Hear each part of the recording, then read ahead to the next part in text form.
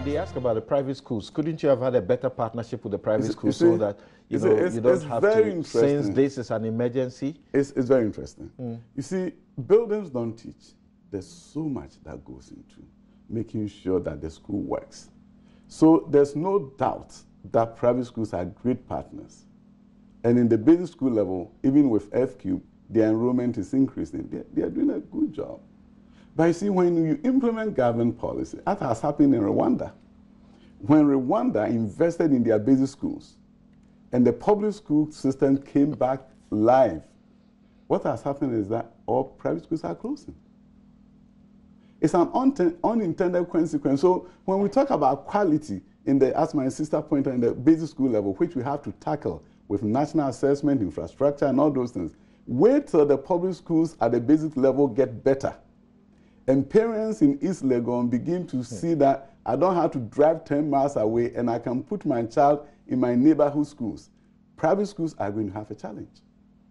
So some of these policies, once you implement it well, there's always an unintended consequence. So when people say that, why are you collapsing private schools? No, we are not collapsing private schools. We have an issue here. Parents have selected schools that they want their children to go to.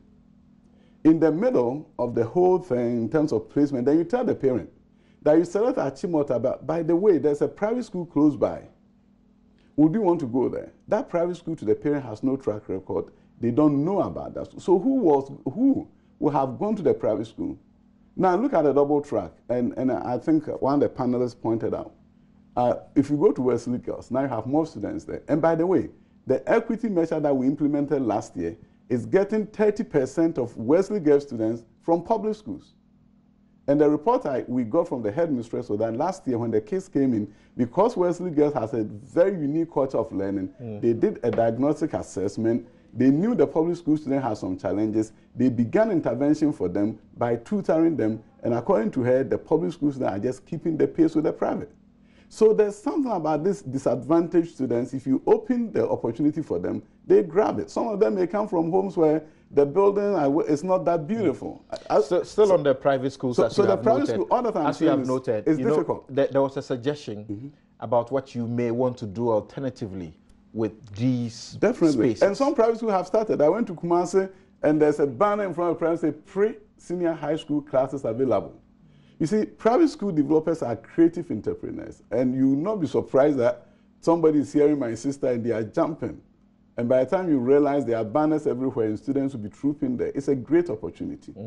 And in terms of quality, we also have done intervention. Those who may not be able to afford, and the reason for which we are providing free, education, will then have to sit home. They can't go for this pre. No, but the thing is this: it has always been. I never had the opportunity to go to vacation classes. I was on the cocoa farm, but it was. Now I look back, and it was a great life experience that I had. It sets me apart from other people who may not be able to shoulder challenges. So I look back and say, my life on a cocoa farm in Wassa, Amenfi, was the best time of my life. Okay. But at that time, when I was on a cocoa farm and my friends were in vacation class in Kumasi, I was not happy. But I look back and say, wow, that experience has prepared me well in all that I did in the US. I look back and say, wow, I learned so much.